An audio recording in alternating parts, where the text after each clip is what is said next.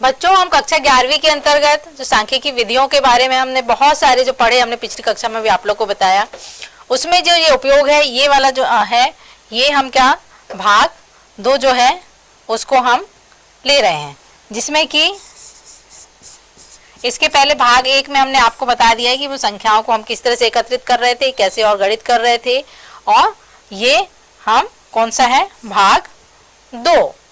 तब इसमें हम देखेंगे कि जो हमारे समीकरण जो थे हम उसको कैसे यूज कर रहे थे। अब इसमें देखेंगे परियोजना है उसमें जो प्रस्तावित सूचियां हैं उसको हम कैसे उसमें उपयोग करेंगे। तो इसमें आप देखेंगे स्वयं को ऐसे परिवहन मंत्री का सलाहकार मानकर जिसका उद्देश्य बेहतर या समन्वित परिवहन व्यवस्था को लाने का है, तो एक परियोजना रिपोर्ट हम तैयार करेंगे। मतलब हमारा एक लक्ष्य जो है या उद्देश्य है वो ये तैयार होगा। फिर आप शायद किसी ग्रामीण कुटीर उद्योग में कार्यरत है, तो धूप, अगरबत्ती, मोमबत्ती तथा जूट उत्पादन बनाने वाला भी हो सकता है, मतलब कुटीर उद्योग से संबंधित भी हो सकता है।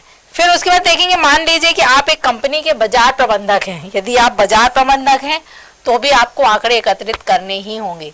इसमें एक उपभोक्ता उत्पादक विज्ञापन देगा, फिर उत्पादक जो है बिक्री विज्ञापन के प्रभाव, उपभोक्ता उत्पादन की सारी चीजें परियोजना के बाद क्या करेगा, एक रिपोर्ट तैयार करेगा।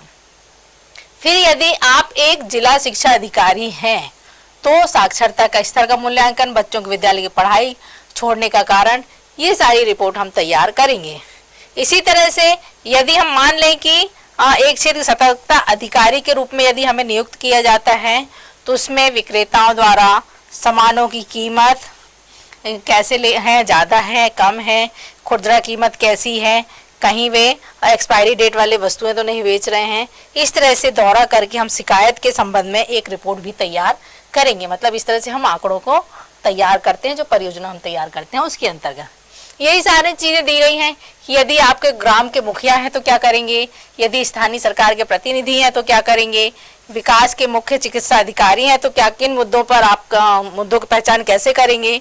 उसी तरह से खाद्य नागरिक आपूर्ति विभाग के मुख्य निरीक्षक होने के नाते आप क्या करेंगे, और फिर पोलियो प्रतिरक्षा कार्यक्रम है तो उसकी रिपोर्ट कैसे तैयार करेंगे। यदि आप एक बैंक अधिकारी हैं तो किस तरह से उन आंकड़ों का उपयोग करेंगे। मान लीजिए किसी छात्र समूह का या फिर उसके एक अंग है, तो उनकी कठिनाइयां, उनकी जो गतिविधियां हैं उनको आप कैसे तैयार करेंगे। ये सारी चीजें जो परियोजना के अंतर्गत हमें पहले से निर्धारित करना होता है। फिर यहाँ देखेंगे प्रतिदर्श परियोजना। ये मार्गदर्शन के लिए हमें एक प्रतिदर्श परियोजना दी जा रही है, जिसके अंतर्गत की कई प्रश्न होंगे। जैसे एक युवा उद्यमी है जो एक खुदरा दुकान स्थापित करना चाहता है और यह टूथपेस्ट के ब्रांडों को चुनना चाहते हैं जो प्राथमिक स्रोत में आंकड़ों के संग्रह, जो टूथपेस्ट के लिए एक प्रतिदर्श जो है वह परियोजना तैयार की गई है। इसके अंतर्गत व्यक्ति या पार्टी को आश्वस्त करते हुए शुरुआत कर सकते हैं कि जो चीजें हैं उसके सर्वेक्षण के उद्देश्य के लिए, ना किसी अन्य उद्देश्य के लिए। तो इस तरह से एक आवरण पत्र के द्वारा इसे लिखा जाता है, जो पत्र होता है उसमें लिखा जाता है और कई सूचनाएं होती हैं जिसको कि गोपनीय भी रखा जाता है। फिर यहाँ पर हम देखेंगे आंकड़ों का विश्लेषण और निर्वचन। जो भी आंकड़े हम एकत्रित करेंगे तो उसको हम किस तरह से करेंगे, जो सूचनाएं हमने संग्रहित की है उसके पश्चात जो है बिक्री होती टूथपेस्ट के ब्रांडों को चुनने के लिए आंकड़े जो हमने संगठित या वर्गीकृत करना होगा। मतलब हमने जो यहाँ पर टूथपेस्ट हम बेचना चाहते हैं तो हमने पहले उसका सर्वे किया, उसके बाद आंकड़े हमने एकत्रित किए कि व्यक्ति जो है कौन से टूथपेस्ट या कौन से ब्रांड के टूथपेस्ट को अधिक उपयोग करता है, तो हम उसी तरह से अपनी दुकान में उसी चीज को ज्यादा रखेंगे।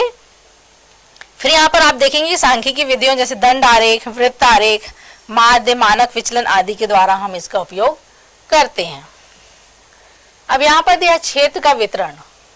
क्षेत्र का वितरण कैसे करेंगे, ग्रामीण क्षेत्र में या फिर शहरी क्षेत्र में या ग्रामीण क्षेत्र में। फिर आयु का वितरण भी दिया हुआ है, 10 वर्ष से कम, 10, 20, 30, ये जो व्यक्तियों की संख्या दी हुई है, इसमें 500 व्यक्तियों की संख्या का दिया हुआ है, जिसमें ये आयु के आधार पर उसका वितरण किया गया है। जो प्रयोक्ता जो है यह शहरी क्षेत्र में किया गया है। अब यहाँ पर देखेंगे आयु वर्षों में, फिर सेंटीमीटर से कम, मतलब ये आयु वर्षों में भी चाहिए, फिर व्यक्तियों की संख्या दी हुई है, फिर यहाँ पर लिंग, मतलब इस तरह से जो चार्ट है हम उसको तैयार करेंगे, जिसके माध्यम से हम क्या करेंगे, आंकड़े एकत्रित करते हैं। यहाँ पर नाम है, वर्ष है, फिर लिंग क्या है, स्त्री या पुरुष है, परिवार में व्यक्तियों की संख्या कितनी है और इसमें सदस्यों की संख्या कितनी है। फिर यहाँ आप लोग देखेंगे मासिक पारिवारिक आय जो है वह क्या है, मतलब महीने में पूरे परिवार की आय क्या है। फिर निवासी आप शहरी क्षेत्र के हैं, ग्रामीण क्षेत्र के हैं, आपका अर्जन क्या, रोटी कमाओ सदस्य का मुख्य व्यवसाय क्या है, जो मतलब जो मुखिया है उसका मुख्य व्यवसाय क्या है, सेवा में है, व्यवसायिक है, निर्माता है, व्यापारी है या अन्य कारण है। फिर इसी तरह दांतों की सफाई के लिए क्या इस्तेमाल करते हैं, टूथपेस्ट, टूथ पाउडर या अन्य। फिर किस ब्रांड के टूथपेस्ट का प्रयोग करते हैं, एक्वा फ्रेश, सिवाका, एंकर, बबूल। इस तरह से हम आंकड़े क्या करते हैं, परियोजना के अंतर्गत एकत्रित करते हैं। फिर है सांख्यिकी विधियों का उपयोग, यहाँ पर ये दिया हुआ है, इसमें क्लोजअप के लिए कितने लोगों ने किया, कॉलगेट, मेसवाक, मतलब ये सारी चीजें हुई है जो हमने आंकड़े जो एकत्रित किए हैं। तो उसको फिर हम देखेंगे तो लोगों ने कौन से पेस्ट को या टूथपेस्ट को ने महत्व दी है।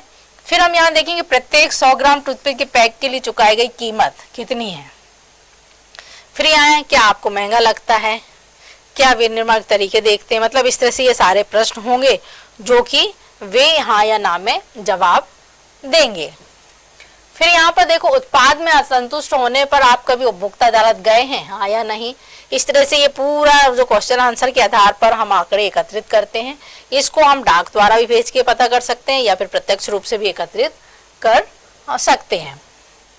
तो इस तरह से आप देखेंगे कि जो हम आंकड़े एकत्रित संग्रहित कर रहे थे वह कैसे संग्रहित किए, मतलब ये एक तरह से प्रश्नावली के माध्यम से हम, क्योंकि जो एक फुटकर विक्रेता जो है टूथपेस्ट बेचना चाहता है तो वह उससे संबंधित ये सारे आंकड़े एकत्रित कर रहा है और वह फिर उसकी दुकान में वह उस चीज को बेचने के लिए वह उपलब्ध कराएगा।